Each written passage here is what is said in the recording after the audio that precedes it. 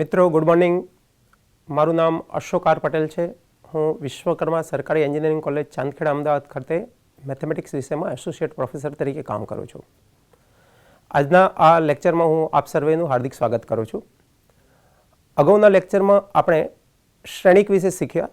એ જે આપણે ટોપિક શીખ્યા એના પછીના ટોપિકની આજે રજૂઆત કરીશું.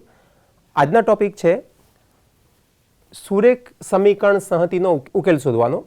તો સુરેખ સમીકરણ સંહતિનો ઉકેલ શોધવા માટે જુદી જુદી રીતો આપણે 10મા ધોરણ 11મા ધોરણમાં શીખેલા જ છીએ. આપણે એની સૌથી સિમ્પલ એક રીત છે કે આપણને બે સમીકરણો આપેલા હોય અને બે અજ્ઞાત એમાં જોડાયેલા હોય તો લોપની રીતે આપણે સુરેખ સમીકરણનો ઇઝીલી ઉકેલ શોધીએ છીએ. લોપની રીતમાં આપણે શું કરીએ છીએ કે બંને સમીકરણો પૈકી ગમે તે એક્સ અથવા વાયના સહગુણકો બંને સમીકરણમાં સમાન બનાવીએ છીએ. એને દૂર કરી દઈ પછી એક્સ અથવા વાય જેની કિંમત મળે એ બાકીના સમીકરણમાં મૂકી દઈએ તો બે સમીકરણો બે અજ્ઞાતવાળા ઇઝીલી આપણે ઉકેલી શકાય. આ જ સમીકરણોને શ્રેણિકની રીતે શોધવા માટે પણ તમે જુદી જુદી રીતો ધોરણ 11 અને 12માં જ્યાં જ્યાં શ્રેણિક પ્રકરણ આવે છે ત્યાં તમે શીખેલા જ છો. એ જ રીતોની થોડીક એક્સટેન્ડ કરી આપણે 3 સમીકરણ સંહતિ આપી હોય, 4 આપી હોય કે વધારે આપી હોય તો એનો ઉકેલ કઈ રીતે શોધવો એ આજે આપણે શીખીએ. તો આજનો ટોપિક છે સુરેખ સમીકરણ સંહતિનો ઉકેલ. આ રીત આપણે સમજવા માટે શું કરીએ કે 3 સમીકરણો 3 અજ્ઞાતવાળા સમીકરણ લઈએ. તો મેં અહીંયા 3 સમીકરણ લખેલા છે a11x1 plus a12x2 plus a13x3 is equal two b1. આ સમીકરણમાં a11, a12 અને a13 અને સાથે સાથે b1 3 સહગુણકો છે અને આ b1 પણ એક જમણી બાજુની જ્ઞાત કિંમત છે. તો આ ત્રણને આપણે x1, x2, x3 જે અજ્ઞાત છે એના સહગુણકો તરીકે ગણીશું. બીજા સમીકરણમાં અજ્ઞાત x1, x2, x3, ત્રીજા સમીકરણમાં x1, x2, x3, બીજા સમીકરણમાં સહગુણક છે a21, a22, a23, a31, a32, a33. તો આ 3 સમીકરણોને અને 3 અજ્ઞાત વાળી જે સિસ્ટમ છે જે સંહતિ છે એનો નંબર 1 આપણે આપીએ અને આ સમીકરણને વારે વારે દર્શાવવાને બદલે જ્યાં હું લખું કે સમીકરણ સંહતિ 1 એટલે એનો અર્થ સમજવાનો છે કે આ 3 સમીકરણો 3 અજ્ઞાત વાળા વિચારવાના છે આપણે. સમીકરણ સંહતિ 1 ને શ્રેણિક સ્વરૂપમાં આપણે નીચે મુજબ લખી શકાશે. તો અગાઉના જે રીતમાં આપણે જોયા એમાં 3 સમીકરણ 1ના 3 સહગુણકો છે. કયા કયા સહગુણકો છે મિત્રો? તો a11, a12, a13. બીજા સમીકરણમાં x1, x2, x3 ના સહગુણકો અનુક્રમે a21, a22, a23 છે. ત્રીજા સમીકરણમાં સહગુણકો a31, a32, a33 છે. આ x1 નો સહગુણક છે, આ x2 નો સહગુણક છે, આ x3 નો સહગુણક છે. તો પહેલો શ્રેણિક મને મળ્યો સહગુણક શ્રેણિક. બીજા શ્રેણિકમાં જે 3 અજ્ઞાત હતા એને હું કોલમ વાઇઝ એટલે સ્તંભના સ્વરૂપમાં દર્શાવું. પહેલો ઘટક x1 લઉં, બીજો x2 લઉં, ત્રીજો x3 લઉં. આ 3 અજ્ઞાત છે જેની આપણે કિંમત શોધવાની છે. જમણી બાજુનું એક શ્રેણિક છે એ પણ એક સ્તંભ શ્રેણિક કોલમ મેટ્રિક્સ છે જેમાં 3 છે b1, b2 અને b3. તો b1, b2, b3 ની કિંમતો જ્ઞાત જ હોય. એ કિંમતો આપણે શોધવાની હોતી નથી.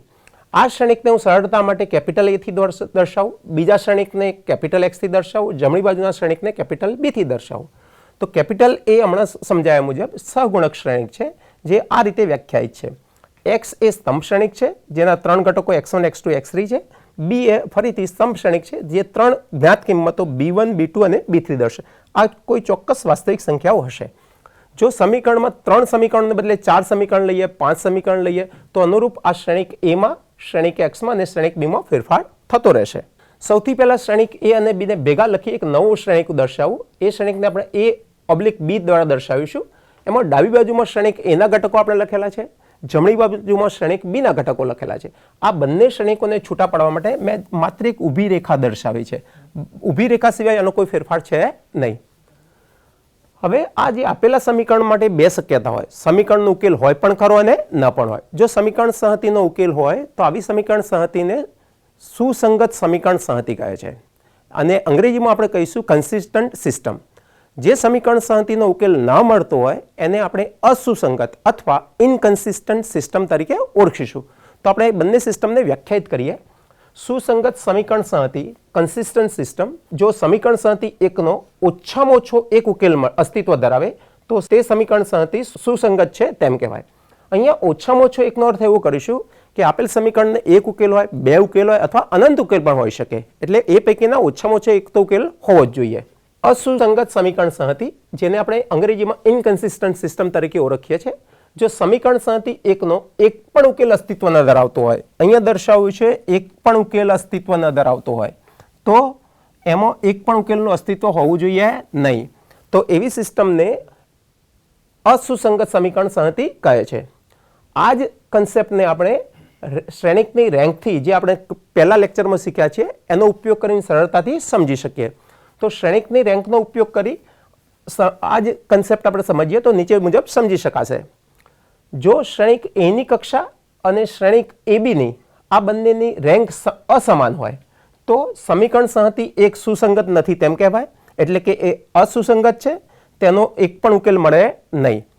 જો આ બે શ્રેણિકની કક્ષા સમાન હોય, એની રેન્ક સમાન હશે તો સમીકરણ સંહતિનો ઉકેલ હશે. પણ બે શક્યતાઓ થશે, એક જ ઉકેલ હશે અથવા એને અનંત ઉકેલ હોઈ શકે છે. આ એક અથવા અનંત પૈકીનો કયો ઉકેલ છે એ સમજવા માટે, ક્યારેય એક ઉકેલ હોય અને ક્યારેક અનંત ઉકેલ હોય, એ આપણે સમજવા માટે ફરીથી લઈએ. જ્યારે રેન્ક એ અને રેન્ક એબી બે સમાન હોય, એ જ વખતે જો સુરેખ સમીકરણ સંહતિમાં સમાવિષ્ટ અજ્ઞાતની સંખ્યા પણ એના બરાબર જ હોય. ધારો કે આ સિસ્ટમમાં 3 અજ્ઞાત છે, x1, x2, x3. જો રેન્ક એની કક્ષા 3 મળે, મને એબી માટે પણ 3 મળે અને અજ્ઞાતની સંખ્યા પણ 3 મળશે, તો આ 3 સમાન હોવાથી આ અર્થમાં સમીકરણ સંહતિનો એક અને માત્ર એક એટલે અનન્ય ઉકેલ મળશે. જો રેન્ક એ અને રેન્ક એબી સમાન હોય પણ એની કિંમત એ સમીકરણ સંહતિમાં સમાવિષ્ટ અજ્ઞાતની સંખ્યા કરતાં ઓછી હોય, લેસ ધેન હોય, તો એને અસંખ્ય ઉકેલ મળશે.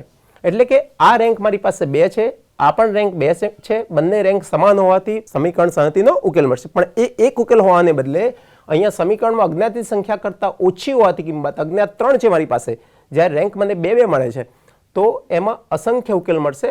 ઉકેલની સંખ્યા ઇન્ફાઇનેટલી મેની હશે. મિત્રો, સમીકરણ સંહતિ ઉકેલવા માટે બે રીતો અત્યારે આપણે સમજીશું. પહેલી રીત છે હાર એસિલોન પદ્ધતિ, જેને રો એસિલોન ફોર્મ તરીકે ઓળખવામાં આવે છે. આ બીજા એક નામથી ગોસ એલિમિનેશન નામથી પણ ઓળખાય છે. એટલે આપણને હાર એસિલોન પદ્ધતિ કહી હોય, રો એસિલોન ફોર્મ કહ્યું હોય અથવા ગોસ એલિમિનેશન મેથડ કહ્યું હોય, ત્રણનો મિનિંગ એક જ થાય છે. ત્રણે એક અને માત્ર એક જ મેથડ દર્શાવે છે. તો આ પદ્ધતિમાં કઈ રીતે કામ કરે છે એ આપણે સમજીએ. તો સમીકરણ સંહતિનો ઉકેલ શોધવા માટેની આ રીતમાં આપણે શું કરવાનું છે, જે બે શ્રેણિક એ અને બી ભેગા કરીને નવો એક શ્રેણિક શોધેલો છે એ બી, એને એ પૈકીના શ્રેણિક એને ઉર્ધ્વ ત્રિકોણીય સ્વરૂપમાં ગોઠવવામાં આવે છે. ઉર્ધ્વ ત્રિકોણીય સ્વરૂપ એટલે કે અપર ટ્રાયંગ્યુલર ફોર્મમાં રૂપાંતરિત કરવામાં આવે છે. માત્ર કયા શ્રેણિકને? એને જ. આના એક્ઝામ્પલ કરતા પહેલા આ મેથડ કઈ રીતે કામ કરે છે એના સ્ટેપ આપણે 1, 2, 3, 4 જે મેં લખેલા છે એ સ્ટેપ આપણે સમજી લઈએ. તો પહેલા સ્ટેપમાં સમીકરણો આપણને આપેલા છે. એ સમીકરણોને સૌથી પહેલા શ્રેણિક સ્વરૂપમાં x = b સ્વરૂપમાં દર્શાવીશું. જ્યારે શ્રેણિક સ્વરૂપમાં લખાઈ ગયા પછી બીજા સ્ટેપમાં આપણે શું કરીશું મિત્રો? તો બે શ્રેણિક a અને b ભેગા કરી એક નવો એક શ્રેણિક બનાવીશું. પછી ત્રીજા સ્ટેપમાં એની ઉપર ચોક્કસ હાર ક્રિયાઓ કરી પહેલા શ્રેણિક a ને હું અપર ટ્રાયંગ્યુલર ફોર્મ ઉર્ધ્વ ત્રિકોણીય સ્વરૂપમાં રૂપાંતરિત કરીશ. આનો મિનિંગ એવો થાય કે ત્રિકોણ કોઈ પણ આપેલો હોય તો શ્રેણિકમાં વિકર્ણની નીચેના ઘટકો મારે 0 બનાવવાના થાય. વિકર્ણ ઉપરના અને વિકર્ણની ઉપરના ઘટકો એ ગમે તે હોઈ શકે, ચાલે, પણ વિકર્ણની નીચેના બધા જ ઘટકો કમ્પલસરી મારે 0 બનાવવા છે. જ્યારે સ્ટેપ 3 પૂરું થઈ જાય પછી આપણે શું કરીશું? તો આમાં જે શ્રેણિક મળ્યો હશે AB રૂપાંતરિત સ્વરૂપમાં, એને ફરીથી ax = b માં મૂકી દઈશું અને ax = b માં મૂક્યા પછી આપણે એનું સાદું રૂપ આપીશું. એટલે આપણને 3 અજ્ઞાત મળશે. 3 અજ્ઞાત x1, x2, x3 પૈકી સૌથી પહેલા મને છેલ્લા અજ્ઞાત x3 ની કિંમત મળશે. જેવી x3 ની કિંમત મને મળી પછી હું બીજું સમીકરણ તરફ જઈશ, એમાંથી મને બીજા અજ્ઞાત x2 ની કિંમત મળશે અને પછી છેલ્લે મને ત્રીજા અજ્ઞાત x1 ની કિંમત મળશે.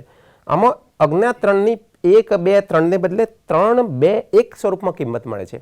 એટલે આને અંગ્રેજીમાં બેક સબસ્ટિટ્યુશન મેથડ તરીકે ઓળખવામાં આવે છે. જો આ 4 અજ્ઞાત હું લઉં x1, x2, x3, x4, તો સૌથી પહેલા મને x4 ની કિંમત મળશે, પછી x3 ની મળશે, પછી x2 ની મળશે અને છેલ્લે મને x1 ની મળશે.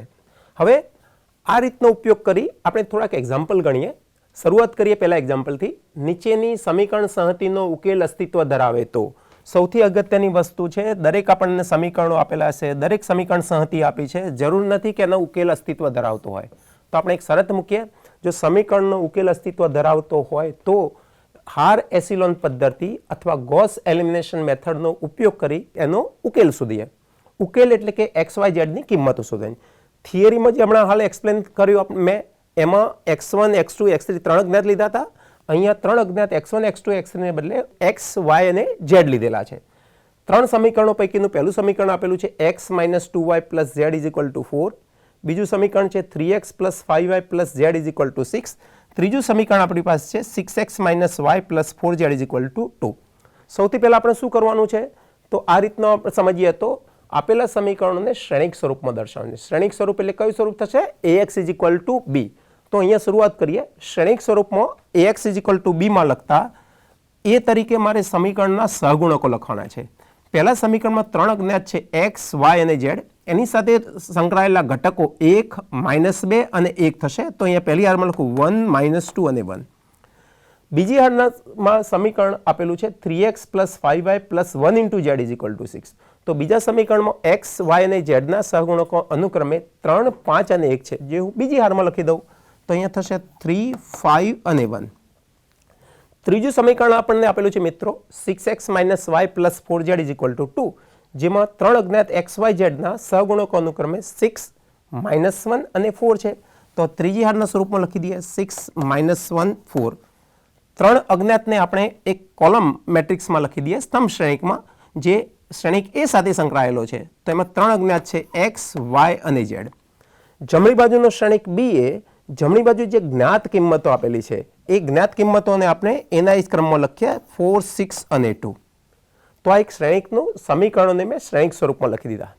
અહીંયા આપણે સમજીએ તો બે રીતે આનો ઉકેલ મળે. જે 11મા 12મા ધોરણમાં તમે શીખેલા છો એ રીતમાં શું કરીએ છીએ આપણે, તો ax = b માં આપણે બંને બાજુ આ શ્રેણિકનો ઇન્વર્સ શ્રેણિક લઈએ તો મને x = a ઇન્વર્સ b મળશે.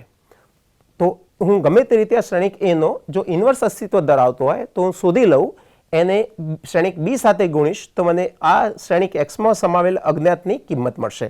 આપણે અહીંયા એ રીતનો ઉપયોગ કરવાનો નથી, એટલે સ્ટેપ નંબર 2 પર હું જઈશ. સ્ટેપ નંબર 2 માં મારે શું કરવાનું છે? બે શ્રેણિક a અને b ભેગા કરવાના છે. તો મેં બે શ્રેણિક a અને b ભેગા કરી દીધા. હવે આના ઉપર હાર ક્રિયાઓ કરી મારે અહીંયા જે મારી પાસે વિકર્ણ છે શ્રેણિકનો, એ વિકર્ણ નીચેના ઘટકોને મારે 0 બનાવી દેવાના છે. તો વિકર્ણની હાલ નીચે ઘટકો 3, 6 અને -1 છે. 3, 6 અને -1 છે. આ ત્રણ ઘટકોને બદલે મારે કયા કયા ઘટકો જોઈએ છે? એની જગ્યાએ 0, 0 અને 0 જોઈએ છે. તો આ માટે મારે શું કરવાનું છે? માત્ર ને માત્ર હાર ક્રિયાનો ઉપયોગ કરવાનો છે. તો હાર ક્રિયાનો ઉપયોગ કરીને આ બે ઘટકોને આપણે 0 બનાવીએ. 3 ને 0 બનાવવા માટે આપણે શું જોઈએ? -3 જોઈએ. તો હું શું કરું? પહેલી હારના દરેક ઘટકને એટલે કે R1 ના દરેક ઘટકને હું -3 ગુણી દઈશ. R1 ના દરેક ઘટકને હું -3 વડે ગુણી દઈશ અને અનુરૂપ હાર એટલે કઈ હાર? બીજી હારમાં ઉમેરું. તો આ -3R1 + R2 આ ફેરફાર થશે બીજી હારમાં. આને આમ પણ લખી શકાય, R1 ને તમે -3 ગુણો છો અને બીજી હાર R2 માં ઉમેરો છો. તો આ જે ક્રિયા પછી જે શ્રેણિક બનશે એ શ્રેણિક આગળ હું લખીશ ઇક્વિવેલન્ટ ટુ નો સિમ્બોલ લખીશ. ઇક્વલ ટુ લખવાને બદલે ઇક્વિવેલન્ટ ટુ નો સિમ્બોલ લખીશ. પહેલી હારમાં મિત્રો કોઈ ફેરફાર કરતા નથી. પહેલી હાર એમના એમ લખીએ 1, -2, 1 અને 4. બીજી હારમાં શું ફેરફાર થશે એ આપણે સમજી લઈએ. પહેલો ઘટક 1 છે, એને -3 ગુણીએ, જવાબ મળશે -3. શું કરવાનું છે? જે જવાબ મળે ને બીજી હારના અનુરૂપ ઘટકમાં ઉમેરવાનું છે. બીજી હારનો પહેલો ઘટક કયો છે? 3. તો 3 માં ઉમેરી દઈશ તો સરવાળે મને 0 મળશે. બીજો ઘટક મારી પાસે -2 છે, એને ફરીથી -3 ગુણી દઈશ, જવાબ મળશે 6 મળશે. એટલે એ 6 ને અનુરૂપ ઘટક બીજી હારનો બીજો ઘટક આપણી પાસે 5 છે, એનો સરવાળો કરીશ તો 11 થશે, એટલે અહીંયા 11 લખીશ. પહેલી હારનો ત્રીજો ઘટક 1 છે, ફરીથી એને -3 વડે આપણે ગુણીએ છીએ, એટલે જવાબ થશે -3. એને અનુરૂપ ઘટક 1 માં ઉમેરીએ એટલે જવાબ મળશે -2. તો ડાબી બાજુનો જે શ્રેણિક A છે એના 3 નવા ઘટકો થયા 0, 11 અને -2. જે અગાઉ કયા હતા? 3, 5 અને 1. આપણો ધ્યેય શું હતો? ઉદ્દેશ શું હતો? કે 1 ની નીચેનો પહેલો જે ઘટક છે એને 0 બનાવવાનો. તો અહીંયા 1 ની નીચેનો પહેલો ઘટક આપણે 0 બનાવી દીધો. જે ક્રિયા મેં ડાબી બાજુના શ્રેણિક ઉપર કરી એ સેમ ક્રિયા મારે ક્યાં કરવાની છે? જમણી બાજુના શ્રેણિક પર. તો જમણી બાજુના શ્રેણિકનો પહેલો ઘટક છે 4, એને -3 ગુણીશ તો -12 મળશે. એને અનુરૂપ ઘટક 6 માં ઉમેરીશ તો જવાબ થશે -6. આ જ રીતે આપણે ત્રીજી હારનો પહેલો ઘટક જે શૂન્ય તળ છે, હાલ જે આપણને દેખાય છે મુજબ 6 છે, એને બદલે મારે જવાબ જોઈએ છે ત્યાં 0 જોઈએ છે. તો હું શું કરીશ, એક બીજી ફરીથી હાર ક્રિયા લઈશ. પહેલી હારના દરેક ઘટકને આ જે ઘટક છે એનો વિરોધી +6 નો વિરોધી -6 થશે, -6 વડે ગુણી ત્રીજી હારમાં ઉમેરું તો ફેરફાર થશે ત્રીજી હારમાં થશે, પહેલી બીજી હારમાં કોઈ ફેરફાર થશે નહીં. હવે અહીંયા જોઈએ આપણે તો પહેલો ઘટક 1 છે, 1 ને હું -6 વડે ગુણીશ તો જવાબ મળશે -6. -6 ને અનુરૂપ ઘટક 6 માં ઉમેરીશ તો જવાબ મળ્યો 0. હું અહીંયા નોંધી લઉં. પહેલી હારનો બીજો ઘટક -2 છે, એને -6 ગુણીએ તો જવાબ થશે +12. નીચેનો ઘટક -1 છે એટલે 12 - 1 11 થશે, તો અહીંયા હું લખીશ 11 લખીશ. પહેલી હારનો ત્રીજો ઘટક 1 છે, એને -6 ગુણીએ તો -6 થશે, એને ત્રીજી હારના અનુરૂપ ઘટક 4 માં ઉમેરી દઈએ તો જવાબ થશે -2, તો અહીંયા હું લખીશ -2. હવે એક ઘટક બાકી રહ્યો, એ ઘટક આપણે લખી દઈએ. ચોથો ઘટક બાકી રહ્યો એ 2 છે, જેને -6 વડે ગુણી દઈએ જવાબ મળશે -12 અને અનુરૂપ ઘટક 2 છે એટલે જવાબ થયો -10. તો -10 ચોથા ઘટક તરીકે હું લખી દઉં. તો આ બે ક્રિયાઓનો આપણે ઉપયોગ કરી આ બે ઘટકને 0 બનાવ્યા. ફરીથી આપણે પહેલા સ્ટેપ તરફ જઈએ તો અહીંયા 3 ઘટકો પૈકી પહેલા બે ઘટક 0 થઈ ગયા. હવે મારે શું કરવું છે, બીજો ઘટક 0 બનાવવાનો છે. એ પહેલા આ રીતમાં શું કરવાનું છે, તો પહેલા વિકર્ણ ઉપરના ઘટકો હોય તો પહેલો 1 હોવો જોઈએ, બીજી હારનો પહેલો ઘટક પણ 1 જ હોવો જોઈએ. હાલ પહેલો ઘટક 1 દેખાતો નથી, તો મારે ગમે તે રીતે અહીંયા 1 લાવવો છે. તો 1 લાવવા માટે હું શું કરું, એક હાર ક્રિયા કરીશ. બીજી હારના દરેક ઘટકને હું 11 વડે ડિવાઈડ કરું, એટલે કે 1/11 વડે ગુણીએ. આ ફેરફાર ક્યાં થશે, બીજી હારમાં થશે. પહેલી હાર અને ત્રીજી હારમાં કોઈ ફેરફાર કરતા નથી, માત્ર ફેરફાર જે કરવાનો છે એ ફેરફાર આપણે ક્યાં કરીએ, બીજી હારમાં. કેમ આવું ફેરફાર કરવાની જરૂર પડી, તો મારા બીજા વિકર્ણની પોઝિશનમાં જે ઘટક છે 11 એને બદલે 1 જોઈએ છે મારે. તો 1 લાવવા માટે આ ક્રિયા આપણે કરીએ. પહેલી હારમાં કોઈ ફેરફાર થતો નથી, એના 4 ઘટક એમના એમ લખી દઈએ. બીજી હારનો પહેલો ઘટક 0 છે, એને 11 વડે ભાગીશું તો કોઈ ફેરફાર થવાનો નથી એટલે જવાબ 0 જ મળશે. બીજો ઘટક 11 છે, એને 11 વડે ડિવાઈડ કરીશું તો જવાબ 1 મળશે, એ અહીંયા લખી દઈએ. ત્રીજો ઘટક -2 છે, એને 11 વડે ભાગીશું, સાદુરૂપ થશે -2/11. ચોથો ઘટક છે -6 અને એને 11 વડે ભાગીશું તો -6/11. તો આ સાદુરૂપ પરથી જે ઘટકો મળ્યા એ ઘટકોને આપણે બીજી હારમાં દર્શાવી દીધા. ત્રીજી હારમાં કોઈ ફેરફાર નથી કર્યો, ત્રીજી હાર એમના એમ લખી દઈએ છીએ આપણે 11 -2 અને -10. ફરીથી વિકર્ણ જોઈએ તો વિકર્ણ ઉપર 1 1 મળી ગયા. બીજા હારમાં જે બીજો ઘટક 1 છે એની નીચે પણ ઘટક 0 જ હોવો જોઈએ, તો જે અપર ટ્રાયંગ્યુલર મેટ્રિક્સ થશે, વિકર્ણની નીચેના ઘટકો બધા 0 હોવા જોઈએ. તો આને અપર ટ્રાયંગ્યુલર બનાવવા માટે શું કરવું પડશે, તો આ ઘટકને આપણે 0 બનાવવું પડશે. શું કરીએ, બીજી હારનો મારે ઉપયોગ કરવાનો થશે. તો બીજી હારના દરેક ઘટકને હું આ જે ઘટક આપેલો છે એના વિરોધીથી એટલે કે -11 વડે ગુણીએ. કઈ હારમાં ઉમેરીએ, ત્રીજી હારમાં ઉમેરીએ. તો આવું એક ક્રિયા હાર ક્રિયા કરીશું. -11 × R2 + R3. આ જે અસર આવશે કયા હાર ઉપર આવશે, ત્રીજી હાર ઉપર આવશે. ફરીથી ઇક્વલ ટુ લખવાને બદલે હું ઇક્વિવેલન્ટ ટુ લખું તો મને શ્રેણિક મળશે 1 -2 1 4.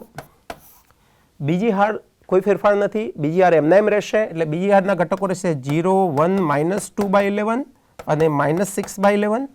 ત્રીજી હારના દરેક ઘટકને આપણે -11 વડે ગુણીએ છીએ. બીજી હારના દરેક ઘટકને માઇનસ, તો 0 × -11 0 + 0. પહેલો ઘટક એમના એમ રહેશે, બીજો ઘટક 1 × -11 સાદુરૂપ થયું -11, જેને અનુરૂપ ઘટક +11 માં એડ કરીએ તો જવાબ 0 મળે, તો અહીંયા જવાબ આપણે 0 લખી દઈએ. ત્રીજા ઘટક તરફ આવીએ. ત્રીજો ઘટક છે -2/11, એને આપણે કેટલા વડે ગુણાકાર કરીએ છીએ, -11 વડે. આ બે ઘટકો કેન્સલ થશે, માઇનસ પ્લસ થઈ જશે, સાદુરૂપ 2 થયું. એને અનુરૂપ ઘટકમાં એડ કરીએ. અનુરૂપ ઘટક છે -2, એડ કરીશું જવાબ 0 આવશે, તો અહીંયા હું લખીશ 0 લખીશ. બીજી હારનો ચોથો ઘટક છે -6/11, એને આપણે -11 વડે ગુણીએ. માઇનસ પ્લસ થશે, 11 કેન્સલ થશે, જવાબ 6 મળ્યો. અનુરૂપ ચોથો ઘટક ત્રીજી હારનો -10 છે, સાદુરૂપ થશે -4, તો આ સાદુરૂપ આપણે લખી દઈએ -4. તો ત્રીજી હારમાં 3 ઘટકો 0 થઈ ગયા, એટલે વિકર્ણની નીચેના ઘટકો આપણે અહીંયા નોંધ્યો તો જે વિકર્ણ, એ વિકર્ણની નીચેના બધા જ ઘટકો 0 થઈ ગયા.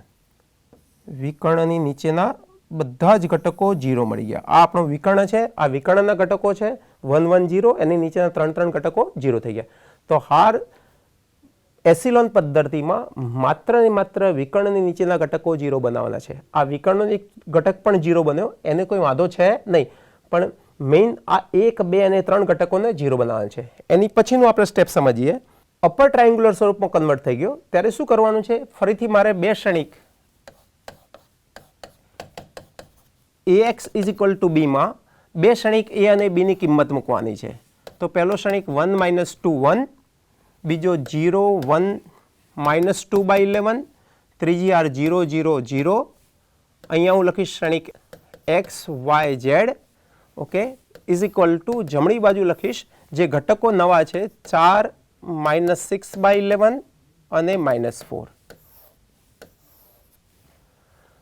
હવે આગળનું સ્ટેપ લખતા પહેલા આપણે જોઈએ તો ડાબી બાજુનો જે ક્ષણિક આપણી પાસે છે એ ડાબી બાજુનો ક્ષણિકમાં બે જ શૂન્યેતર હાર છે. આ ક્ષણિક એ હાર સંક્ષેપણ હાર એસિલોન પદ્ધતિમાં છે અને હાર એસિલોન સ્વરૂપમાં છે. એમાં બે જ હાર શૂન્યેતર છે, ત્રીજી હારના બધા જ ઘટકો 0 છે. એટલે હું લખીશ અહીંયા ક્ષણિક a ની રેન્ક. રેન્ક માટે સંકેત આવો ઉપયોગ થાય છે, રો ઓફ a, એટલે આને રેન્ક ઓફ a કહીશું. તો ક્ષણિક a ની રેન્ક 2 થઈ ગઈ. કોઈપણ ક્ષણિકની રેન્ક એટલે શું થાય, તો કોઈપણ ક્ષણિકની રેન્ક એટલે એમાં જેટલી શૂન્યેતર હાર હોય. શૂન્યેતર હારનો મિનિંગ શું કરીશું મિત્રો, તો જે હારમાં ઓછામાં ઓછો એક ઘટક 0 સિવાયનો હોય એવી હારને આપણે શૂન્યેતર હાર કહીશું. 0 સિવાયની હાર. પહેલી હારમાં 3 ઘટકો શૂન્યેતર છે, માટે પહેલી હાર શૂન્યેતર થશે. બીજી હારમાં 2 ઘટકો શૂન્યેતર છે, બીજા અને ત્રીજા નંબરના, એટલે એ પણ શૂન્યેતર હાર થશે. જ્યારે ત્રીજી હારમાં 3 ઘટકો 0 હોવાથી આ શૂન્યેતર હાર છે નહીં, શૂન્ય હાર છે. એટલે આપણી પાસે શૂન્યેતર હાર 2 થઈ.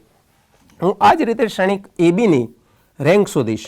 જ્યારે મારે ક્ષણિક એબીની રેન્ક શોધવી હોય ત્યારે મારે શું વિચારવાનું છે કે થોડી વાર માટે આ ઊભી લાઈન છે નહીં એમ આપણે વિચારીએ, અને આ 4 ઘટકોને 3 હાર અને 4 કોલમ વાળો ક્ષણિક આપણે વિચારીએ. તો પહેલી હારમાં 4 શૂન્યેતર ઘટક છે, માટે પહેલી હાર એ કેવી હાર થઈ, શૂન્યેતર હાર. બીજી હારમાં બીજો, ત્રીજી અને ચોથી પોઝિશનમાં 3 શૂન્યેતર ઘટકો છે, તો બીજી હાર પણ શૂન્યેતર હાર થઈ. ત્રીજી હારમાં એક જ ઘટક, છેલ્લો ઘટક શૂન્યેતર ઘટક છે, એટલે કુલ 3 હારમાં 3 શૂન્યેતર ઘટકો, દરેકમાં એક ઓછામાં ઓછો એક શૂન્યેતર ઘટક હોવાથી આની રેન્ક થશે 3. અહીંયા જોઈશું તો આ બે ક્ષણિકની રેન્ક સમાન છે નહીં. તો થોડી વાર પહેલા આપણે જે થિયરી શીખ્યા એ મુજબ જ્યારે બે ક્ષણિકની રેન્ક અલગ અલગ હોય ત્યારે સમીકરણ સહનતીનો ઉકેલ મળતો નથી. તો અહીંયા આપણે લખી દઈએ કે rank of a is not equal to rank of ab. તો માટે સમીકરણ સંહતિનો, આપેલ જે સમીકરણ સંહતિ છે એનો ઉકેલ ન મળે, ઉકેલ ન મળે. અહીંયાથી આપણે જો ડાયરેક્ટ જોઈશું તો એવું થશે, હું ત્રીજી હાર અને સ્તંભનો ગુણાકાર કરીશ તો 0 × x 0 થશે, ફરીથી 0 × y 0 થશે, 0 × z 0 થશે, ઇઝ ઇક્વલ ટુ છેલ્લો ઘટક મને મળશે -4. ડાબી બાજુનું સાદુરૂપ 0 થશે, જમણી બાજુ -4 છે. આ બે શક્ય છે જ નહીં, ડાબી બાજુ 0 અને જમણી બાજુ શૂન્યેતર સંખ્યા શક્ય છે નહીં. એટલે કે અહીંયાથી પણ તમે લખી શકો છો, જો હું હારને ભૂલી જાઉં થોડી વાર આ સ્ટેપને, તો અહીંયાથી જો લખી શકીશ કે સમીકરણનો ઉકેલ ન મળે. મિત્રો બીજું એક એક્ઝામ્પલ સમજીએ. બીજા એક્ઝામ્પલમાં પહેલા સમીકરણ આપેલું છે x + y + 2z = 9. બીજું સમીકરણ આપેલું છે 2x + 4y - 3z = 1. ત્રીજું સમીકરણ આપેલું છે 3x + 6y - 5z = 0. સૌથી પહેલું સ્ટેપ આપણે શું કરવાનું છે મિત્રો, પહેલું સ્ટેપ આપણે એ લખવાનું છે કે આપેલા સમીકરણોને શ્રેણિક સ્વરૂપમાં લખવાના છે. આપેલા સમીકરણોને શ્રેણિક સ્વરૂપમાં લખીએ, એટલે કે કયા સ્વરૂપમાં લખીએ, ax = b ના સ્વરૂપમાં લખીએ. એ કઈ રીતે મળશે, તો આપેલ સમીકરણો જે છે 3, એની ડાબી બાજુમાં જે xyz સહગુણકો, xyz ની સાથે સંકળાયેલા સહગુણકો છે એ સહગુણકો આપણે લેવા પડશે. તો 1 by 1 આપણે લખીએ. તો પહેલા સમીકરણમાં x નો સહગુણક 1, y નો સહગુણક 1 અને z નો સહગુણક 2 આપેલો છે. બીજા સમીકરણમાં એક્સનો સહગુણક 2, વાયનો 4 અને ઝેડનો -3. ત્રીજા સમીકરણમાં એક્સનો 3, વાયનો 6, ઝેડનો -5. આ સમીકરણ સંહતિમાં 3 અજ્ઞાત સંકળાયેલા છે. કયા 3 અજ્ઞાત છે મિત્રો? એક્સ, વાય અને ઝેડ. જમણી બાજુ 3 જ્ઞાત કિંમતો આપી છે, 9, 1 અને 0.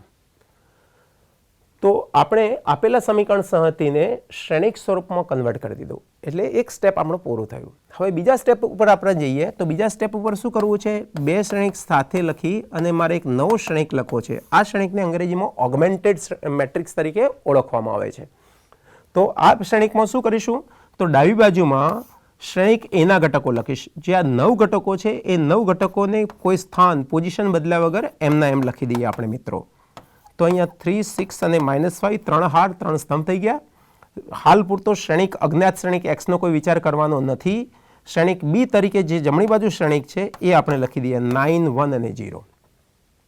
હવે આ શ્રેણિકમાં વિકર્ણ જોઈએ તો વિકર્ણ કયો છે મિત્રો? વિકર્ણ ઉપર 3 ઘટકો છે. કયા 3 ઘટકો છે? તો વિકર્ણ ઉપરના ઘટકો 1, 4 અને -5 છે. એની નીચેના ઘટકો 2, 3 અને 6 આપેલા છે.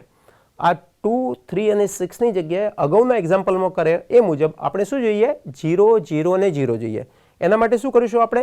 તો હાર ક્રિયાઓ કરવાની થશે. કઈ હાર? શરૂઆતમાં આપણે શું કરીશું મિત્રો? તો પહેલી હારનો ઉપયોગ કરીશું. પહેલી હારનો ઉપયોગ કરી આ 1ની નીચેના 2 ઘટકો 2 અને 3ને ક્રમિક 0 બનાવીશું. એના પછી આ બીજો ઘટક 1 છે કે નહીં ચેક કરીશું. જો 1 હશે તો વેલ એન્ડ ગુડ. જો 1 ન હોય તો આપણે શું કરીશું? એને જે સંખ્યા હશે એના વ્યસ્ત વડે ભાગી આપણે 1 બનાવીશું. પછી આનો ઉપયોગ કરી આપણે આ 6ને બદલે 0 લાવવાનો પ્રયત્ન કરીશું. આટલી સમજ પડ્યા પછી આપણે અગાઉનું સ્ટેપ કરીએ. તો પહેલું સ્ટેપમાં આપણે શું કરીએ મિત્રો? પહેલી હારને અહીંયા જે ઘટક આપેલો એના વિરોધીથી ગુણવાનો છે. હું 2નો વિરોધી લખીશ -2. -2 વડે ગુણી બીજી હારમાં ઉમેર્યું એટલે ફેરફાર થશે, બીજી હારમાં થશે. પહેલું એક ક્રિયા લખી દઈએ તો અહીંયા આપણે લખીશું પહેલી હારમાં કોઈ ફેરફાર કરતા નથી. પહેલી હારના 4 ઘટકો એમના એમ મિત્રો આપણે લખી દીધા. કોઈ પણ ભૂલ ન થાય માટે શું કરીએ? 1 by 1 સ્ટેપ લખીએ. પહેલી હારમાં કોઈ ફેરફાર નથી, પહેલી હાર એમને એમ લખી દીધી. હવે બીજી હાર લખતા પહેલા આપણે સાદુરૂપ એનું વિચારીએ. બીજી હારના ઘટકો 1, 1, 2 અને 9 છે. દરેક ઘટકને અહીંયા લખ્યા મુજબ કેટલા વડે ગુણવાના છે? -2 હોય તો દરેક ઘટકને આપણે -2 એ ગુણી દઈએ. જે જવાબ આવે એ જવાબ આપણે નોંધી લઈએ. તો -2, -2, -4 અને -18 જવાબ મળે. હવે આ ઘટકોને ક્યાં ઉમેરવાના છે મારે? તો બીજી હારના અનુરૂપ ઘટકોમાં ઉમેરવાના છે. બીજી હારના અનુરૂપ ઘટકો કયા કયા છે? તો 2, 4, -3 અને 1 છે. તો આ ઘટકોમાં ઉમેરવા. આની આગળ માઇનસ ચિહ્ન હોવાથી હું પ્લસ કરીશ. તો આનું સાદુરૂપ થઈ -2 + 2 0 થશે. બીજાનું સાદુરૂપ 4 - 2 + 2 થશે. ત્રીજાનું સાદુરૂપ -4 - 3 -7 થશે. ચોથાનું સાદુરૂપ થશે મિત્રો -18 + 1 એટલે -17 થશે. ફરીથી એક વખત આપણે ચેક કરી લઈએ મિત્રો. -2 + 2 0 થઈ ગયા. -2 + 4 એટલે +2 થયા. -4 - 3 -7 થયા. -9 × 2 -18 + 1 -17 થયા. તો આ 4 ઘટક બરાબર લખેલા છે. ફરીથી આપણે ત્રીજી હારનો પહેલો ઘટક જે છે 3 શૂન્યેતર ઘટક છે એને બદલે આપણે 0 જોઈએ. શું કરીશું? આ 3નો વિરોધી કયો ઘટક થશે? -3. -3 વડે ગુણી દઈ અને ત્રીજી હારમાં ઉમેરી દઈએ. તો ત્રીજી હારમાં શું ફેરફાર થશે મિત્રો? પહેલી હારના ઘટકો ફરીથી લખીએ 1, 1, 2 અને 9. દરેકને -3 વડે ગુણી દઈએ. સાદુરૂપ દરેકનું લખી દઈએ તો -3, -3, -6 અને -27 થશે. બરાબર છે મિત્રો? -3, -3, -6 અને -27 થશે. ત્રીજી હારના અનુરૂપ ઘટકો લખીએ તો 3, 6, -5 અને 0. આનું સાદુરૂપ થશે -3 + 3 0. બીજાનું 6 - 3 + 3 થશે. ત્રીજા ઘટકનું -6 - 5 -11 થશે. ચોથાનું થશે -27 થશે. આમ મિત્રો પહેલી 2 હાર ક્રિયાનો ઉપયોગ કરી 1ની નીચેના 2 ઘટકો 2 અને 3 જે શૂન્યેતર હતા એને આપણે શૂન્ય ઘટકો બનાવ્યા. હવે બીજી હારનો બીજો ઘટક, આ ફરીથી આ વિકર્ણો ઉપર આપણે ધ્યાન આપીશું. તો વિકર્ણમાં જોઈએ તો બીજી હારનો બીજો ઘટક આ આપણો વિકર્ણ થશે. વિકર્ણમાં બીજી હારનો બીજો ઘટક 1 હોવો જોઈએ. બીજી હારનો બીજો ઘટક હાલ 1 દેખાતો નથી. 1 ને બદલે કેટલો છે? 2 છે. તો આને 1 બનાવવા માટે સૌથી પહેલાં આપણા મનમાં એક સાદો ઉકેલ એવો આવે કે આ 2 આપેલું છે અને 2 વડે ડિવાઈડ કરી દે તો સરળતાથી 1 બની જાય. કોઈ વાંધો નહીં, સરળતાથી બની જાય છે. પણ એમાં શું થશે? જ્યારે બાકીના બે ઘટકો -7 અને -17 એને પણ 2 વડે ડિવાઈડ કરીશું તો આ અપૂર્ણાંક સંખ્યાઓ મને મળે છે. એટલે ફરીથી જ્યારે આનો ઉપયોગ કરવો હશે, એના પછીની હારમાં ઉમેરવા હશે અથવા બાદ કરવા પડશે, ત્યારે દરેક વખતે મારે ગણતરીમાં લસા લેવો પડશે, સાદુરૂપ આપવું પડશે. લસા અને સાદુરૂપ ન લેવું પડે એટલે આપણે બને ત્યાં સુધી શું કરીશું મિત્રો? જે આવી અપૂર્ણાંક સંખ્યાઓ આવતી હોય એને એવોઇડ કરવાનો પ્રયત્ન કરીશું. એટલે હું શું કરું? આમાં એક સ્ટેપમાં ફેરફાર નાનો કરી દઉં. કેવો ફેરફાર કરીશ? તો હું બીજી અને ત્રીજી હારની અદલાબદલી પહેલાં કરી દઉં. જો બીજી અને ત્રીજી હારની અદલાબદલી કરી દઈશ તો એના માટેનો સંકેત થશે, આ બે સંકેતમાંથી ગમે તે સંકેત હું લખી શકું છું. R23 આ સંકેત એવું દર્શાવે છે કે મેં બીજી અને ત્રીજી હારના બધા ઘટકોની અદલાબદલી કરી. એટલે કે અહીંયા હું લખીશ પહેલી હારમાં કોઈ ફેરફાર નથી, એના 4 ઘટકો એમના એમ લખી દીધા. ત્રીજી હારના ઘટકોને બદલે હું બીજી હારના ઘટકો લખી દઉં તો ત્રીજી હારના 4 ઘટકો બીજી હારની પોઝિશનમાં આવી જશે અને બીજી હારના ઘટકો ત્રીજી હારની પોઝિશનમાં આવી જશે. જ્યારે ઘટકો હારની અદલાબદલી કરીએ તો જે ઘટક જે સ્થાનમાં હોય બીજે એ સ્થાનમાં એને પછીની હારમાં કે અગાઉની હારમાં લખવાનો છે. હવે આ શ્રેણિકમાં હું શું કરું? તો એક નાનો ફેરફાર કરું. અહીંયા 1 લાવવા માટે આ દરેક ઘટકને, એસ્પેશિયલી આ ઘટકને હું -1 ગુણી દઈશ તો શું થશે? તો એમાં ફેરફાર એવો થશે કે આ -2 થશે, એને આમાં ઉમેરી દઈએ તો 3 - 2 એટલે કે 1 થઈ જશે. તો ત્યાં અપૂર્ણાંક આવ્યા વગર સીધા પૂર્ણાંક સંખ્યા મળે છે. તો આપણે અહીંયા ક્રિયા લખીએ. કઈ ક્રિયા લખીએ મિત્રો? તો ત્રીજી હારને હું -1 વડે ગુણી બીજી હારમાં ઉમેરું તો આ ફેરફાર થશે બીજી હારમાં થશે, આ ફેરફાર થશે બીજી હારમાં થશે. મિત્રો આ ઓપરેશન આપણે કરીશું -1 × R3 + R2 કઈ હાર ઉપર? બીજી હાર ઉપર, R2 પર. તો અહીંયા સીધો આ 4 ઘટકોને -1 વડે ગુણીએ તો 0 × -1, 2 × -1, -7 × -1 અને -17 × -1 થશે. અનુરૂપ ફેરફાર કરીએ, ઘટકોમાં ઉમેરીએ બીજી હારના તો અહીંયા થશે 0 + 0, 3 - 2 એટલે આ ઘટક 1 થઈ જશે, -11 + 7 એટલે -4 થઈ જશે, +17 થશે એટલે -27 + 17 એટલે -10 થશે. તો આ ઘટકોને આપણે આગળ લખી દઈએ તો આ ટાઈપની બીજી હાર નવી મળશે. હવે બીજી હારમાં પહેલો ઘટક, બીજો શૂન્યતર ઘટક 1 આવી ગયો, એની નીચેનો ઘટક કયો હોવો જોઈએ? 0 હોવો જોઈએ. તો ફરીથી આપણે બીજી હારને આ જે વિરોધી ઘટક છે 2 એનો વિરોધી -2 વડે આપણે ગુણીએ ત્રીજી હારમાં ઉમેરી દઈએ. ફેરફાર થશે ત્રીજી હારમાં. આ ફેરફાર અહીંયા કરી લઈએ તો શ્રેણિકનું સ્વરૂપ થશે 1 1 2 9. બીજી હારમાં કોઈ ફેરફાર નથી, 0 1 -4 -10. હવે મિત્રો ત્રીજી હાર લખીએ. બીજી હારના ઘટકો જે શૂન્યતર ઘટકો છે એટલા જ આપણે લખીએ. તો શૂન્યતર ઘટકો 3 છે જે બીજી, ત્રીજી અને ચોથી પોઝિશનમાં છે. દરેકને -2 એ ગુણી દઈએ, એનું સાદુરૂપ લખીએ -2 +8 અને +20. એને અનુરૂપ ઘટકોમાં ઉમેરીએ તો બીજો અનુરૂપ ઘટક છે 2, પછી -7 અને -17. સાદુરૂપ થશે 0, પહેલો ઘટક 0, બીજાનું સાદુરૂપ 0 મળ્યું, ત્રીજાનું સાદુરૂપ થશે 8 - 7 એટલે +1 થશે. ચોથો ઘટક હું લખીશ તો ચોથો ઘટક છે આપણી પાસે +20 - 17 એટલે +3 મને મળશે. તો મિત્રો આ સ્ટેપને ફરીથી આપણે ચેક કરીએ તો શું થશે? વિકર્ણ ઉપરના ઘટકો આપણે કયા હોવા જોઈતા હતા? વિકર્ણ ઉપરના ઘટકો હોવા જોઈતા હતા વિકર્ણ નીચેના ઘટકો હોવા જોઈતા હતા 0 0. તો આ વિકર્ણ નીચેના ઘટકો 3 ઘટકો 0 મળી ગયા. 3 ઘટકો 0 મળી ગયા એટલે આપણે શું કરીશું? આ જે શ્રેણિકનું સ્વરૂપ આવ્યું એના ઉપરથી Ax = b શ્રેણિક લખીશું. તો અહીંયા નીચે લખીશ Ax = b, શ્રેણિક Ax = b. બરાબર. તો શ્રેણિક Ax = b લખીએ એ પહેલાં અહીંયા જોઈએ તો આવું લખી શકાશે. જો ડાબી બાજુનો જે શ્રેણિક છે શ્રેણિક એનું સંક્ષેપણ સ્વરૂપ છે અને આખો જે શ્રેણિક ગણીએ તો શ્રેણિક AB નું સંક્ષેપણ રૂપ છે. શ્રેણિક એમાં પહેલી હારમાં 3 શૂન્યતર ઘટકો છે, તો પહેલી હાર શૂન્યતર હાર થઈ. બીજી હારમાં 2 ઘટકો 0 સિવાયના છે, તો બીજી હાર પણ શૂન્યતર હાર થઈ. ત્રીજી હારમાં એક ઘટક ત્રીજે સ્થાન ઉપર છે, એ 0 સિવાયનો છે. તો ડાબી બાજુના શ્રેણિકમાં 3 હાર શૂન્ય સિવાયની છે, એટલે ડાબી બાજુના શ્રેણિકમાં એની રેન્ક થશે 3 થશે. Rank of A is equal two 3 લખીએ આપણે.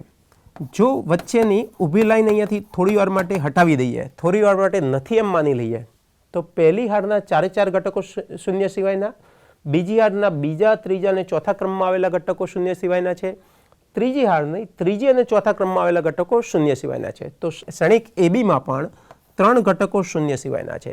બે શ્રેણિકની રેન્ક સમાન થઈ ગઈ, એટલે આપણે અહીંયા નોંધી લઈએ એની રેન્ક અને શ્રેણિક એબીની રેન્ક સમાન થઈ ગઈ.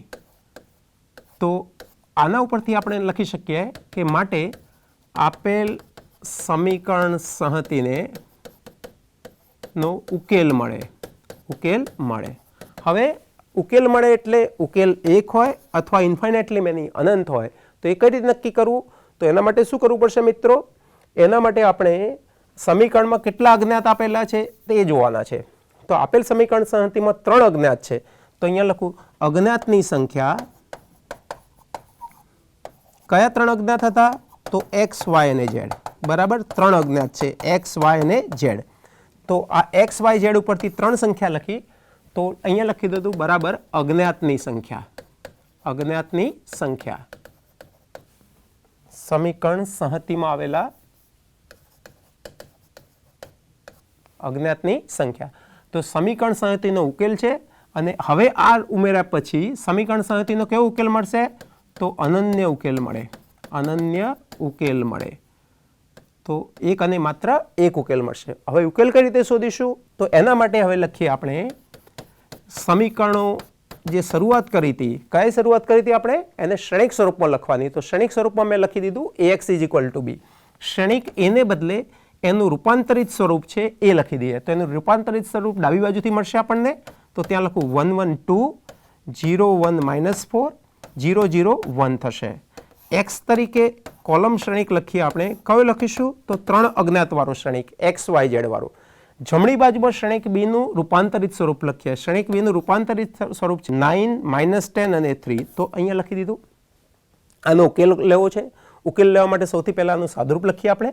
તો સાદુરૂપ લખીશું તો પહેલી હારના ઘટકોનો પહેલા સ્તંભ સાથેનો ગુણાકાર. પહેલી હારના કયા 3 ઘટકો છે? તો 1 1 અને 2. એનો અનુક્રમે x, y અને z સાથે ગુણાકાર કરીએ. તો અહીંયા સાદુરૂપ થશે મિત્રો. કયું સાદુરૂપ થશે? 1 × x plus 1 × y plus 2 × z is equal two કિંમત મળશે મને 3 મળશે. બીજી હાર અને સ્તંભનો ગુણાકાર કરીએ. તો બીજી હારમાં 3 ઘટકો છે 0 1 અને -4, જેનો અનુક્રમે x, y અને z સાથે ગુણાકાર કરવાનો છે. સાદુરૂપ 0 થશે. 0 × x એટલે 0, બીજો 1 × y એટલે y થશે, ત્રીજો -4 × z એટલે -4z ઇઝ ઇક્વલ ટુ બીજો ઘટક -10 મળશે. ત્રીજી હાર અને સ્તંભનો ગુણાકાર લઈએ તો 0 × x plus 0 × y plus 1 × z એટલે કે z બરાબર મને 3 મળે છે. હવે આનો ઉપયોગ કરી આપણે z, y અને x ની કિંમતો શોધીશું. આગળના સ્ટેપમાં આપણે અહીંયા સુધી અટક્યા હતા. હવે આપણે શું કરીએ? સૌથી પહેલા સમીકરણ 3 ને ઉકેલવાનો પ્રયત્ન કરીશું. તો સમીકરણ 3 પરથી આપણને મળશે z ની કિંમત મળશે. તો સમીકરણ 3 પરથી આપણે z ની કિંમત લઈએ તો z = 3 મળે છે આપણને. હવે z ની કિંમત સમીકરણ નંબર 2 માં લખીએ. તો સમીકરણ 2 આપણી પાસે છે y - 4z = -10. એમાં z ને બદલે આપણે 3 મૂકી દઈએ. તો y - 4 × z ની કિંમત 3 થઈ. અહીંયા 3 આપણે લખી દઈએ ઇઝ ઇક્વલ ટુ -10. એનું સાદુરૂપ લખીએ તો y - 12 = -10. -12 ને જમણી બાજુ લઈ જઈશ તો માઇનસ ને બદલે પ્લસ થશે. એટલે 12 - 10 કિંમત મળશે મને +2. હવે y અને z ની કિંમતોનો ઉપયોગ કરી આપણે બાકી રહેતી કિંમત શોધવાની છે. z ની કિંમત આપણને મળી ગઈ, y ની કિંમત મળી ગઈ. હવે આ બેનો ઉપયોગ કરી x ની કિંમત આપણે શોધવી છે. x ની કિંમત શોધવા માટે આપણે શું કર્યું? સમીકરણ 1 લખીએ. તો ફરીથી સમીકરણ 1 પરથી આપણી પાસે x + y + 2z = 9 આપેલા છે. y = 2 અને z બરાબર 3 મૂકીએ તો x પ્લસ વાયને બદલે 2 મૂકી દઈએ, 2 ઇન્ટુ ઝેડને બદલે 3 મૂકીએ, જમણી બાજુમાં કોઈ ફેરફાર થતો નથી. હવે આનું સાદુરૂપ લખીશું તો x પ્લસ આનો ગુણાકાર 6 થશે, પ્લસ 2 એટલે 8 થશે, બરાબર 9. માટે x બરાબર x ની કિંમત મળી ગઈ 9 માઇનસ 8 એટલે પ્લસ 1 થઈ ગયું. આમ આપણને 3 કિંમતો મળી, x બરાબર 1, y બરાબર 2 અને z બરાબર 3 મળી ગઈ. આ એનો અનન્ય ઉકેલ થયો. એટલે x ની 1 સિવાયની કોઈ કિંમત મળતી નથી, y ની 2 સિવાયની કોઈ કિંમત મળતી નથી, z ની 3 સિવાયની કિંમત મળતી નથી. તો આ ઉકેલ કેવો ઉકેલ છે? અનન્ય ઉકેલ છે. તો એક્ઝામ્પલનું આપણે રિવિઝન કરીએ તો શું સમજ્યા આપણે? સૌથી પહેલાં એને શ્રેણિક સ્વરૂપમાં ગોઠવ્યું, એના પરથી બે શ્રેણિક ભેગા કરીને ઓગમેન્ટેડ મેટ્રિક્સ આપણે શોધ્યો. ઓગમેન્ટેડ મેટ્રિક્સને આપણે નેક્સ્ટ સ્ટેપમાં થોડા ગણતરી કર્યા પછી એને હાર એસિલોન પદ્ધતિનો ઉપયોગ કરી વિકર્ણની નીચેના ઘટકો 0 બનાવી દીધા. 0 વિકર્ણ ઉપરના ઘટકો બન્યા પછી આપણે નક્કી કરીએ કે સિસ્ટમને સમીકરણ સંહતિને ઉકેલ છે કે નહીં. એના માટે આપણે રેન્ક એની શોધી, એબીની રેન્ક શોધી, બંનેની રેન્ક સરખી આવવાથી આપણે પહેલાં નોંધી લીધું કે સમીકરણ સંહતિનો ઉકેલ છે. હવે એક ઉકેલ છે કે અનંત ઉકેલ છે એ નક્કી કરવા માટે અજ્ઞાતની સંખ્યા સાથે કમ્પેરિઝન કરવું પડશે. તો અજ્ઞાત 3 હોવાથી એક્સ વાય ઝેડ, તો અહીંયા લખે અજ્ઞાતની સંખ્યા 3 છે, અહીંયા સાથે સરખાવી દીધા, 3 પરિમાણ સમાન મળે છે એટલે આપણે નોંધી લીધું કે સમીકરણ સંહતિને અનન્ય ઉકેલ મળે છે. ઉકેલની વાત પૂરી થઈ ગઈ, પણ હવે એક્સ વાય ઝેડની એકચ્યુઅલી કઈ કઈ કિંમતો છે એ આપણે શોધવી છે. તો એક્સ વાય ઝેડની કિંમતો શોધવા માટે ફરીથી આ જે સ્વરૂપ મળ્યું એને ax = બીમાં અનુરૂપ જગ્યાએ a અને b ની જગ્યાએ મૂકી દઈએ, સાદુરૂપ લખી દઈએ. તો સાદુરૂપ લખવાથી આપણને મળે છે આવા 3 સમીકરણ મળ્યા. 3 સમીકરણમાં છેલ્લા સમીકરણમાંથી ડાયરેક્ટ આપણને z ની કિંમત મળે છે, એ કિંમત બીજા સમીકરણમાં મૂકવાથી y ની મળે છે, y અને z ની કિંમત પહેલા સમીકરણ મૂકવાથી આપણને x ની કિંમત મળે છે. તો અહીંયા પહેલા z, પછી y અને છેલ્લે x, આ રીતે કિંમતો મળતી હોવાથી એને બેક સબસ્ટિટ્યુશનની મેથડ પણ તરીકે ઓળખવામાં આવે છે. બેક સબસ્ટિટ્યુશનની મેથડ. તો આ બેક સબસ્ટિટ્યુશનની મેથડથી આપણને x, y અને z મળી ગયા. મિત્રો, હાલ જે બે એક્ઝામ્પલ પૂરા કર્યા એ હાર એસિલોન પદ્ધતિથી પૂરા કર્યા. આની સાથે કેલ્ક્યુલેશનમાં એક્સ વાય ઝેડ શોધવા માટે પહેલાં ઝેડ મળે છે, પછી વાય મળે છે, પછી એક્સ મળે છે. વાય અને એક્સની કિંમતો કોના ઉપર આધારિત છે? ઝેડ ઉપર. એટલે ક્રમિક કિંમતો ઝેડ, વાય, એક્સ મળે છે. 3 કિંમતો એકસાથે મળતી નથી. તો આ મેથડમાં એક સહેજ ફેરફાર થયેલો છે અને નવી મેથડ બનાવવામાં આવી છે. નવી મેથડનું નામ છે હાર સંક્ષેપન એસિલોન પદ્ધતિ. આ પદ્ધતિમાં એક્સ, વાય અને ઝેડની કિંમતો એકબીજા ઉપર આધારિત રાખ્યા વગર ડાયરેક્ટ આપણને મળે છે, સીધી મળે છે. આનું બીજું નામ છે ગોસ જોર્ડન મેથડ. તો આપણે ગોસ જોર્ડન મેથડની રીતે સમીકરણનો સંહતિનો ઉકેલ કઈ રીતે શોધવો એ સમજીએ. અગાઉની મેથડમાં જે સ્ટેપ હતા એના એ સ્ટેપ રહેશે. આમાં માત્ર એક નાનો ફેરફાર છે. કયો નાનો ફેરફાર છે? તો શ્રેણિક એબી જે ઓગમેન્ટેડ મેટ્રિક્સ આપણે લઈએ છીએ એમાં શ્રેણિક એને પહેલામાં માત્ર ને માત્ર આપણે એને અપર ટ્રાયેંગ્યુલરમાં ગોઠવણ કરતા હતા. અહીંયા અપર ટ્રાયેંગ્યુલરની સાથે સાથે એને લોઅર ટ્રાયેંગ્યુલરમાં પણ કન્વર્ટ કરવાનો છે. એટલે શું કરવાનું છે આપણે? કે વિકર્ણની નીચેના અને વિકર્ણની ઉપરના બધા જ ઘટકોને શૂન્ય બનાવવાના છે. તો આપણે સૌથી પહેલાં શું કરીશું? આ 3 ઘટકોને 0 બનાવીશું. એક વખત એ 3 ઘટકો 0 બની ગયા પછી ઉપરના 3 ઘટકોને આપણે 0 બનાવીશું. તો આમ આપણને આપણી પાસે માત્ર વિકર્ણ ઉપર એલિમેન્ટ રહેશે, બાકીના બધા એલિમેન્ટ કેવા થઈ જશે? 0 થઈ જશે. એટલે કે એક્સ, વાય અને ઝેડની કિંમત મને સીધી મળશે. ઝેડનો ઉપયોગ કર્યા વગર વાય મળશે, વાય અને ઝેડનો ઉપયોગ કર્યા વગર એક્સ મળશે. તો રીત સમજીએ આપણે મિત્રો.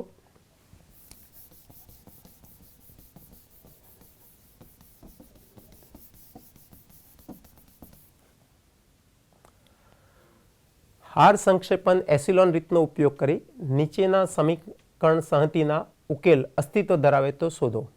પહેલો એક્ઝામ્પલ એનો કરીએ. x + 2y + z = 8, 2x + 3y + z = 13, x + y = 5. મિત્રો, ત્રીજા સમીકરણમાં ઝેડનો સહગુણક 0 છે એવું આપણે લઈ લઈશું, કારણ કે ઝેડ અહીંયા એબસન્ટ છે, ઝેડ ગેરહાજર છે, એટલે એનો સહગુણક 0 છે. સૌથી પહેલાં આપણે શું કરીશું? તો આપેલા સમીકરણ પરથી શ્રેણિક સ્વરૂપ લખીશું. શ્રેણિક સ્વરૂપ લખવા માટે પહેલા સમીકરણમાં XYZ ના સહગુણકો આપણે નોંધીએ તો XYZ ના સહગુણકો 1 to 1 છે. બીજા સમીકરણમાં એક્સ વાય અને ઝેડના સહગુણકો અનુક્રમે 2, 3 અને 1 છે. ત્રીજા સમીકરણમાં એક્સનો સહગુણક 1 છે, વાયનો સહગુણક 1 છે, જ્યારે ઝેડ વાળું પદ નથી તો એનો સહગુણક આપણે 0 લઈ શકાય. તો સહગુણક 0 લેવો પડશે. તો સહગુણક 0 લઈએ. 3 અજ્ઞાત છે એક્સ વાય ઝેડ. અહીંયા જમણી બાજુના ઘટકો આપણને આપેલા છે જ્ઞાત સંખ્યાઓ, એને એના એ જ ક્રમમાં લખી દઈએ આપણે તો એક કોલમ મેટ્રિક્સ સ્તંભ શ્રેણિક મળશે 8, 13 અને 5. હવે બે શ્રેણિકનો ઉપયોગ કરી આપણે એક નવો શ્રેણિક બનાવીએ જેને ઓગમેન્ટેડ શ્રેણિક AB તરીકે લખીએ. તો શ્રેણિક AB આપણી પાસે થઈ જશે 1, 2, 1, 2, 3, 1, 1, 1, 0. શ્રેણિક એના ઘટકો જુદા પાડવા માટે ઊભી લાઈન કરી. શ્રેણિક બીના ઘટકો 8, 13 અને 5 થઈ જશે. હવે શ્રેણિકના આ વિકર્ણ ઉપરના ઘટકોને આપણે શૂન્ય બનાવવા છે. વિકર્ણ સિવાયના ઘટકોને, એની નીચેના ઉપરના ઘટકોને આપણે 0 બનાવવાના છે. અગાઉની રીતમાં કર્યું એ પ્રમાણે પહેલાં આ 1, 2 અને 3ને 0 બનાવીએ, પછી બાકીના 3ને આપણે 0 બનાવીશું. પહેલી હારનો ઉપયોગ કરીએ, R1 ને -2 ગુણીએ, બીજી હારમાં ઉમેરીએ, સાથે સાથે R1 ને -1 ગુણીએ, ત્રીજી હારમાં ઉમેરી દઈએ.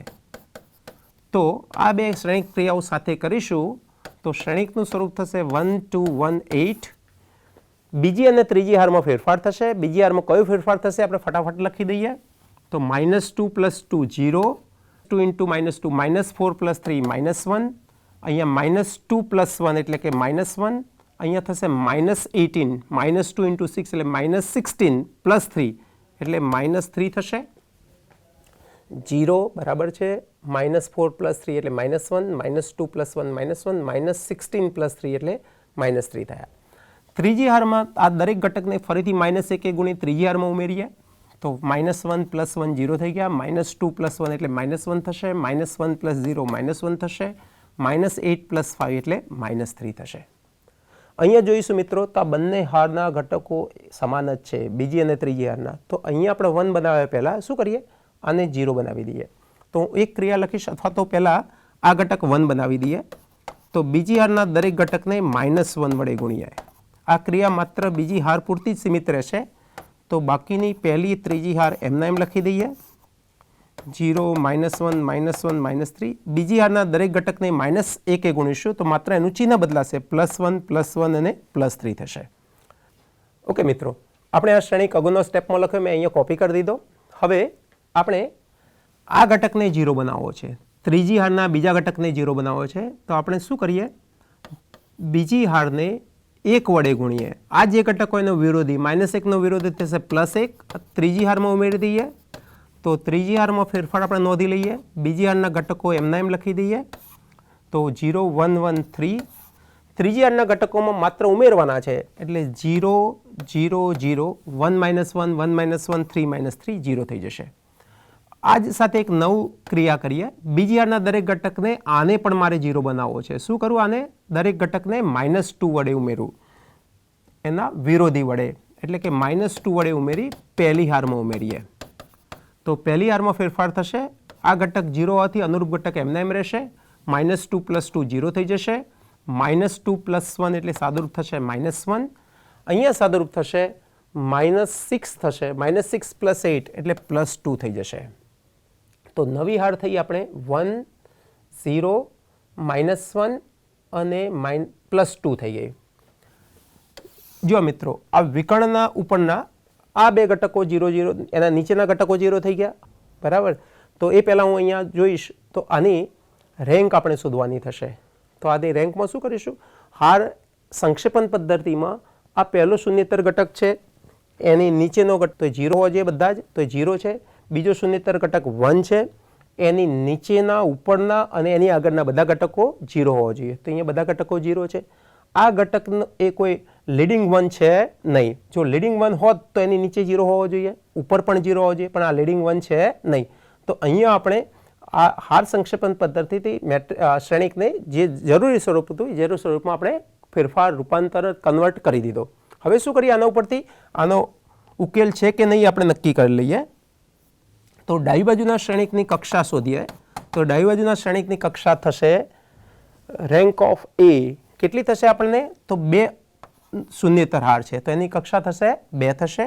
એ બી શ્રેણિક લઈશું તો એના માટે પણ ત્રીજી આખી જ હારના 4 ઘટકો 0 હોવાથી માત્ર 2 જ હાર, પહેલી અને બીજી શૂન્યેતર હાર છે. તો બંને હાર શૂન્યેતર હોવાથી આપણે રેન્ક ઓફ એ બી 2 લખીએ. હવે આ બેની સરખામણી કરીએ તો સ્પષ્ટ છે કે શ્રેણિક એની કક્ષા અને શ્રેણિક એ બીની કક્ષા બંનેની રેન્ક સમાન મળી. તો સમીકરણ સંહતિનો ઉકેલ છે. સમીકરણ સંહતિને ઉકેલ મળે. સમીકરણ સંહતિનો ઉકેલ મળે. હવે એક ઉકેલ છે કે અનંત ઉકેલ છે નક્કી કરીએ. તો અહીંયા નોંધીએ આપણે rank of A is equal to rank of A B. અજ્ઞાતની સંખ્યા મિત્રો કેટલી છે? તો આમાં 3 અજ્ઞાત હતા. કયા 3 અજ્ઞાત? એક્સ, વાય અને ઝેડ. તો અહીંયા લખીએ અજ્ઞાતની સંખ્યા.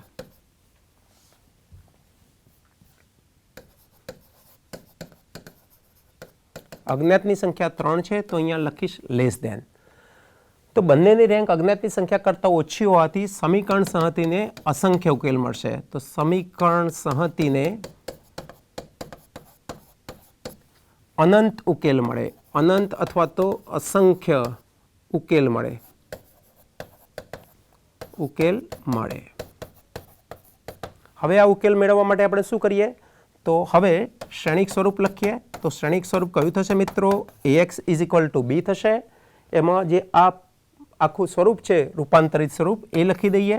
પહેલો ઘટક 1 0 -1, બીજો 0 1 1, ત્રીજી હારમાં 3 ઘટકો 0 છે.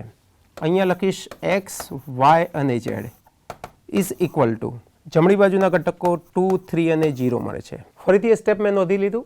હવે આ શ્રેણિકોનો ગુણાકાર કરીશું તો 1 × x પ્લસ 0 × y એટલે બીજો ઘટક 0 થશે, પ્લસ -1 × z એટલે કે અહીંયા થશે -z ઇઝ ઇક્વલ ટુ પહેલો ઘટક 2. બીજી હાર અને સ્તંભનો ગુણાકાર કરીએ તો 0 × x plus 1 × y plus 1 × z એટલે કે y plus z is equal two જવાબ થશે 3. ત્રીજી હારમાં 0 × x plus 0 × y plus 0 × z બરાબર 0 મળે છે. 0 ઇઝ ઇક્વલ ટુ 0 લખવાની કોઈ જરૂરિયાત રહેતી નથી. આપણી પાસે 2 સમીકરણ મળ્યા. પરિણામી સમીકરણ 2 મળ્યા અને એમાં અજ્ઞાતની સંખ્યા 3 છે. એટલા જ માટે આપણને અસંખ્ય અનંત ઉકેલ મળશે. આમાં બંનેમાં કોમન ચલ t હોવાથી અહીંયા હું ધારી લઉં. ધારો કે t બરાબર કોઈ કિંમત ધારીએ, z બરાબર કોઈ કિંમત ધારીએ.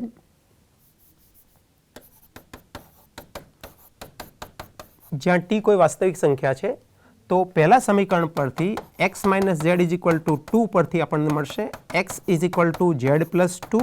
z ને બદલે t મૂકી દે તો t પ્લસ 2. બીજા સમીકરણ પરથી આપણે લખી શકીએ y plus z is equal two 3 એટલે કે y બરાબર 3 - z. z ને બદલે t મૂકી દે તો 3 - t. આમ આ 3 સમીકરણોનો ઉકેલ થયો x બરાબર t પ્લસ 2, y બરાબર 3 - t અને z બરાબર t. આ ત્રણેમાં tની કિંમત એ t કોઈ વાસ્તવિક સંખ્યા છે. જેમ જેમ tની કિંમતો બદલતા જઈએ એમ આપણને અસંખ્ય ઉકેલો મળતા રહેશે. t બરાબર 0 લઈશું તો 2 3 અને 0 મળશે. 1 લઈશું તો 3 2 અને 1 મળશે. આમ tની કિંમતો જેમ જેમ બદલાય એમ ઉકેલ બદલાય. તો આ સમીકરણ સંહતિના અસંખ્ય અનંત ઉકેલ થઈ ગયા. મિત્રો હવે આપણે 2 રીત આજે શીખ્યા. એ 2 રીતનો ઉપયોગ કરી થોડા મહાવરા માટે, પ્રેક્ટિસ માટે આપણે એક સ્વાધ્યાય જોઈ લઈએ. તો સ્વાધ્યાયમાં આપણે 2 રીતો દર્શાવી છે. Gauss elimination method. Gauss elimination method એટલે હાર એસિલોન પદ્ધતિ. માત્ર એને અપર ટ્રાયંગ્યુલરમાં ગોઠવવાના છે. તો આ 2 સમીકરણ એ રીતે ઉકેલીશું. મેં અહીંયા આપની સરળતા રહે માટે એના ઉકેલ પણ લખેલા છે. આ ઉકેલ અનન્ય ઉકેલ છે. એનો મિનિંગ તમે એવો કરી શકો કે સમીકરણ સંહતિને રેન્ક સમાન મળતી છે. રેન્ક એ, રેન્ક એ બી અને અજ્ઞાતની સંખ્યા પણ સમાન હશે. એટલે આમાં રેન્ક 3 હશે બંનેની અને આમાં પણ રેન્ક 3 હશે. આ 2 એક્ઝામ્પલ છે એ ગોસ જોર્ડન મેથડથી એટલે કે રિડ્યુસ રો એસિલોન પદ્ધતિથી હાર સંક્ષેપણ પદ્ધતિનો ઉપયોગ કરીને ગણવાના છે. આમાં ઉકેલ મળતો નથી એટલે કે રેન્ક અલગ અલગ આવતી હશે. જ્યારે આમાં અનન્ય ઉકેલ મળે છે એટલે બંનેની રેન્ક કેટલી હશે? અજ્ઞાતની સંખ્યા જેટલી એટલે કે 3 હશે. તો મિત્રો આ એક્ઝામ્પલની તમે પ્રેક્ટિસ કરશો તો આખા લેક્ચરમાં જે શીખ્યા એ તમને સારી રીતે સમજ પડી જશે. મિત્રો આજે લેક્ચર દરમિયાન આપણે શું શીખ્યા? તો સૌથી પહેલાં આપણે હાર એસિલોન પદ્ધતિનો ઉપયોગ કરી 2-3 એક્ઝામ્પલ ગણ્યા. પછી હાર સંક્ષેપન એસિલોન પદ્ધતિનો ઉપયોગ કરી આપણે એક એક્ઝામ્પલ ગણ્યો. પહેલી પદ્ધતિમાં આપણે શું કરતા હતા? તેમાં આપેલા શ્રેણિકને AB સ્વરૂપમાં કન્વર્ટ કરી, ઓગમેન્ટેડ શ્રેણિકમાં રૂપાંતરિત કરી, પછી શ્રેણિક Aને આપણે અપર ટ્રાયેન્ગ્યુલર સ્વરૂપમાં ગોઠવતા હતા. અપર ટ્રાયેન્ગ્યુલર સ્વરૂપ એટલે કયું સ્વરૂપ? તો જેમાં વિકર્ણ નીચેના બધા ઘટકો આપણે 0 બનાવતા હતા. એ રીતમાં છેલ્લે સાદુરૂપ આપણે લખીએ, એ રૂપાંતરિત સ્વરૂપને જો x = b માં લખું તો છેલ્લે મને x, y અને z ની કિંમતો શોધવા માટે પહેલાં મને z ની કિંમત મળતી હતી, પછી y ની કિંમત અને છેલ્લે x ની કિંમત મળતી હતી. એટલે કે બેક સબસ્ટિટ્યુશનથી આપણને કિંમતો શોધી શકાય છે. હાર સંક્ષેપન એસિલોન પદ્ધતિમાં શું ફેરફાર છે? તો એમાં જે વિકર્ણની નીચેના ઘટકો આપણે 0 બનાવીએ છીએ એની સાથે સાથે વિકર્ણની ઉપરના ઘટકો પણ આપણે 0 બનાવીએ છીએ. એટલે વિકર્ણની નીચે અને ઉપર બંને જગ્યાએ 0 થઈ જાય એટલે સીધી XYZ ની કિંમત આપણને ઇઝીલી મળી શકે. એટલે હાર સંક્ષેપનમાં આપણે શું કરીશું? જ્યારે શ્રેણિક અપર ટ્રાયેન્ગ્યુલરમાં રૂપાંતરિત થઈ જાય તો આપણે ફરીથી ત્રીજી હારનો ઉપયોગ કરી પહેલી હારના અને બીજી હારના છેલ્લા 2 ઘટકો, ત્રીજી પોઝિશન ઉપર રહેલા ઘટકોને આપણે શૂન્ય બનાવીએ. પછી બીજી હારના બીજા ઘટકનો ઉપયોગ કરી પહેલી હારનો બીજો ઘટક જો શૂન્યતર હોય તો એને આપણે 0 બનાવવાની કોશિશ કરવાની રહેશે. આમ કરી અને આપણે એને ડાયાગોનલ વિકર્ણ ઉપર સિવાયના ઘટકો સિવાય બાકીના બધા ઘટકો ઉપર નીચે આપણે 0 બનાવીએ છીએ. જેથી કરીને આપણને XYZની ડાયરેક્ટ આપણને કિંમત મળે છે. બંનેમાં રેન્કની રીતે આપણે શોધવાનો પ્રયત્ન કરીશું તો કન્સેપ્ટ બંનેમાં સમાન જ રહે છે. રેન્ક A અને રેન્ક AB અસમાન હોય તો સમીકરણનો ઉકેલ મળે નહીં. ત્યાં આપણે લખીશું કે સમીકરણ સંહતિનો ઉકેલ નથી. જો બંનેને રેન્ક સમાન મળે તો આપણે એને અજ્ઞાતની સંખ્યા સાથે સરખાવવાની છે. જો અજ્ઞાતની સંખ્યા રેન્ક A, રેન્ક AB જેટલી જ હોય એટલે કે 3 સમાન હોય તો એ આપેલી વિકર્ણ સમીકરણ સંહતિને એક અને માત્ર એક જ ઉકેલ હોય એટલે કે અનન્ય ઉકેલ હોય. પણ અમુક એક્ઝામ્પલમાં એવું થશે કે શ્રેણિક A ની રેન્ક, શ્રેણિક AB ની રેન્ક સમાન હોય પણ એ જે જવાબ મળે છે બંનેનો સમાન જવાબ એ એના કુલ અજ્ઞાતની સંખ્યા કરતાં ઓછો હોય તો એ અર્થમાં એ વિકલ્પમાં શું થશે?